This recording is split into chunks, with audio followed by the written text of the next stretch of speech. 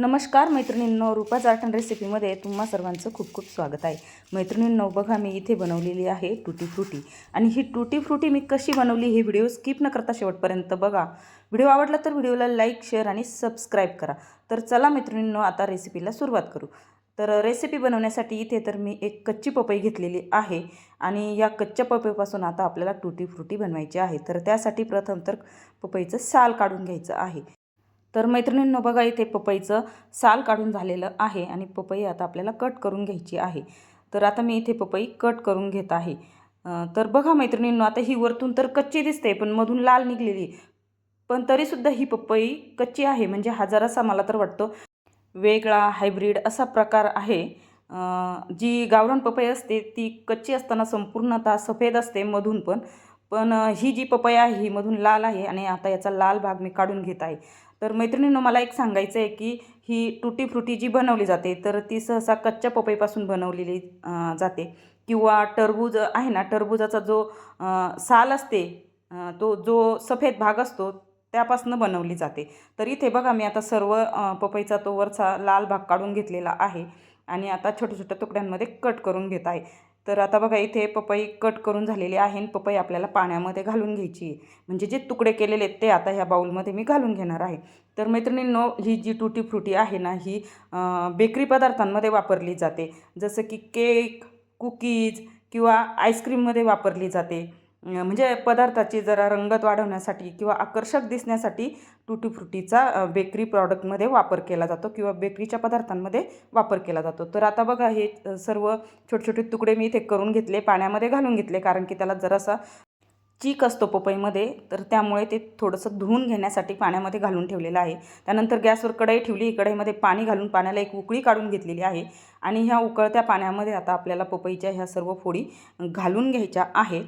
आणि हे थोडंसं मिक्स करून घ्यायचं आहे बघा.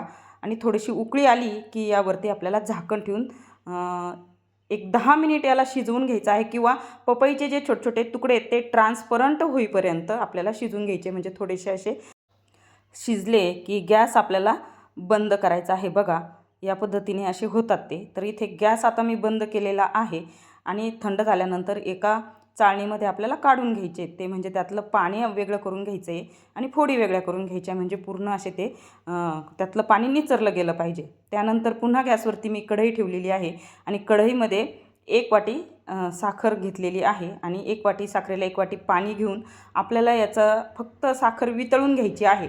म्हणजे पाक वगैरे कुठे असा जास्तीचा असा चिकट पाक किंवा एकतारी पाक वगैरे असं बनवायचं नाही आहे. फक्त साखर मेल्ट झाली की लगेच आपल्याला याच्यामध्ये ज्या पपईच्या फोडी आहेत उकडलेल्या त्यामध्ये घालून घ्यायच्या आहेत आणि पुन्हा एकदा मिक्स करायचं आहे. आणि त्यामध्ये ना व्हॅनिला इसेन्स घालायचा आहे. एक 5-6 थेंब किंवा पाव चमचा वगैरे असं व्हॅनिला इसेन्स घालून घ्यायचं आहे, मिक्स करून घ्यायचं आहे. पुन्हा ह्या फोडी 10-15 मिनिट शिजवून घ्यायच्या आहे. आणि मला एक सांगायचं आहे मैत्रिणींनो, की याला ओव्हर कुक करायचं नाही आहे. म्हणजे खूप सारं शिजवायचं नाही आहे. थोडंसं ते असं जरा रसरशीत राहील इतपतच शिजवायचं आहे. जर जास्त शिजलं तर टूटी फ्रुटी ही अशी सुकल्यासारखी अशी होते. तुम्हाला मी पुढे सांगतेच कसं ते. बघा आता हे शिजवून झाले. त्यानंतर मी वाट्यांमध्ये असं 3 वेगवेगळ्या काढून घेतलेल्या आहे समप्रमाणामध्ये. आणि त्यामध्ये आता कलर आपल्याला घालायचा आहे. तर बघा तो ऑरेंज कलर मी इथे घातलेला आहे, फूड कलर, जो की आपण जिलेबीमध्ये वगैरे वापरतो किंवा मोतीचूर लाडूंमध्ये वापरतो. तो कलर यामध्ये मी घालून घेतला आहे आणि व्यवस्थित असं मिक्स करून घेतलेलं आहे. त्यानंतर ग्रीन कलर मी इथे घालून घेतलेला आहे आणि ग्रीन कलरही मी मिक्स करून घेत आहे. तर मैत्रिणींनो, इथं तुम्हाला जर असं नॅचरल कलर पाहिजे असेल तर तुम्ही असं बीटाचा कलर, पालकचा प्युरी वगैरे करून त्याचा कलर काढून तो ग्रीन कलर आणि बीटाचा रेड कलर तुम्ही घालू शकता. बघा इथे मी नंतर रेड स्ट्रॉबेरी कलर घालून घेतलेला आहे आणि व्यवस्थित असं मिक्स करून हे घेतलेलं आहे. आता हे मिक्स करून झालं आहे. त्यानंतर यावरती आपल्याला झाकण ठेवून एक 7-8 तास ठेवायचं आहे किंवा रात्रभरासाठी ठेवलं तरीही चालेल. बघा अशा पद्धतीने झाकून ठेवायचं आहे आणि रात्रभर याला मुरू द्यायचे. आता रात्रभर हे मुरलं आहे. दुसऱ्या दिवशी सकाळी बघा या पद्धतीने असं ते व्यवस्थित असं जो तो पाक आणि कलर आहे तो पूर्ण त्याच्यामध्ये असा मुरलेला आहे. त्यानंतर एका ताटामध्ये काढून घ्यायचे किंवा तुम्ही बटर पेपरवरती किंवा एखाद्या टिश्यू पेपरवरती काढलं तरीही चालेल. असं ताटामध्ये काढून व्यवस्थित असं पसरून घ्यायचं आहे. आता हे तीनही जे कलर आहेत ते मी 3 प्लेटींमध्ये असे व्यवस्थित पसरून घेतलेले आहेत. बघा अशा पद्धतीने तुम्ही एखाद्या सुती कापडावर पसरवले तरीही चालतील.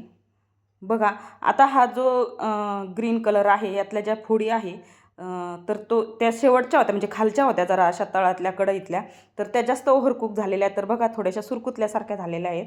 तर त्यासाठी जास्त ओव्हरकुक होऊ द्यायचं नाही आहे. थोडंसं असं शिजल्या की लगेच आपल्याला गॅस बंद करायचा आहे. आणि बघा हे असं आहे ना, आपल्याला फॅनखाली 2 ते 3 तास व्यवस्थित सुकवून घ्यायचं आहे.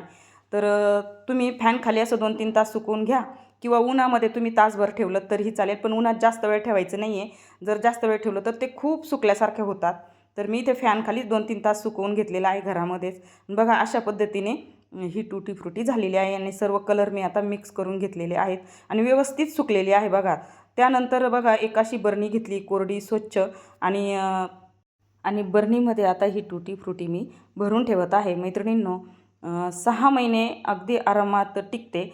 तर नक्कीच अशी टूटी फ्रुटी तुम्ही घरी बनवून बघा.